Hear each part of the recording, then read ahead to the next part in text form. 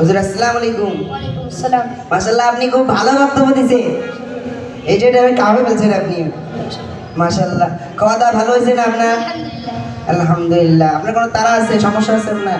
ওই হচ্ছে কি আমি আরেক জায়গায় যাবো তো আপনার বাড়ির আশেপাশে 20-30 কিলো দূরে, তাই আমার একটু তাড়াতাড়ি ছেড়ে দিলে ভালো হয়। আপনি এখনই চলে যাবেন? আচ্ছা ঠিক আছে, আর কি আপনার বুঝছেন না, এটা আপনার হাদিয়া আর কি। আপনি থাকেন, আমি একটু হিসাবটা বুঝে দিয়ে আসি।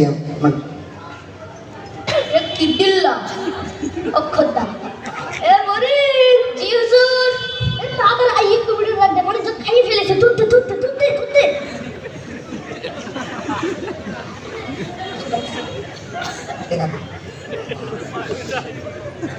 হুজুর আপনি ডাকলেন?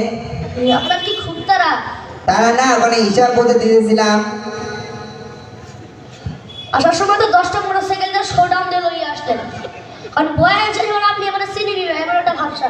আপনাকে কি জানি না, আপনার কাছে দোয়া হয়েছে, আপনি যাইতেই পারেন। আমি ঢাকা থেকে আইছি একটা গাড়ি লইয়া, আমি গাড়ি ভাড়া লাগে 12,000 টাকা, আপনি আমার দিলেন মাত্র 100 টাকা, তা আমার সেরা।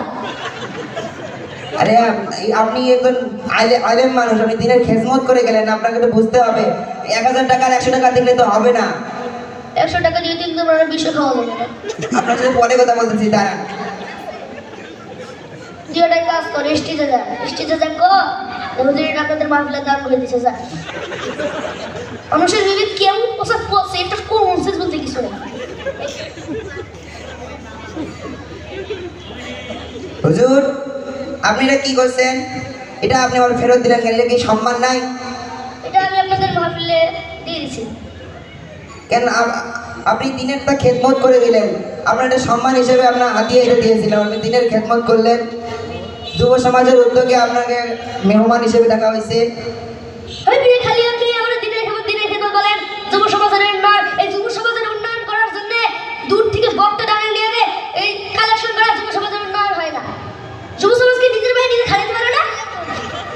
যুব সমাজের জন্য এটা বই কিনবো, এটা কিনবো, ওটা কিনবো। যুব সমাজের জন্য বই কিনবো, যুব সমাজের মা বাবাকে ভকিতে হয়ে গেছে, ওরা মা বাবাকে ওদেরকে বই কিনে দিতে পারবে না। আপনি যুব সমাজের জন্য কালেকশন করবেন, দূর থেকে বক্তা ডাকে নিয়ে আসে, আমার 100 টাকা পকেটে ঢুকে দিয়া স্যার টাকা 100 টাকা বলে আসেন, অন্তত পক্ষে আমার গাড়ি ভাড়া দেবেন, তারপরে এই দেশে যাবে।